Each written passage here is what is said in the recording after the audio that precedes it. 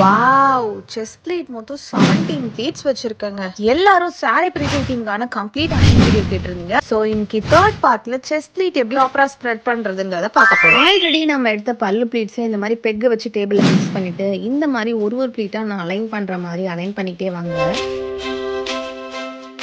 கிளைண்டோட பல்லு சைஸ் வந்து 3.6. நான் ஜஸ்ட் அதை செக் பண்ணிக்கிறேன். என்னோட கஸ்டமரோட ஷோல்டர்ல இருந்து அவங்களோட நிப்பிள் மார்க் வரைக்கும் ஒரு ஹைட் மார்க் பண்ணிக்கிறேன். என்னோட கஸ்டமரோட செஸ்ட்கான ஹைட் வந்து 9. அதை தான் வந்து நான் பால் பென்ல இப்படி மார்க் பண்ணிருக்கேன். கஸ்டமருக்கான வித்துக்கான சைஸ் வந்து சாரி எங்க இருந்து எங்க கவர் ஆகலாங்கிற வித்துக்கான மெஷர்மெண்ட் வந்து கஸ்டமருக்கு 10.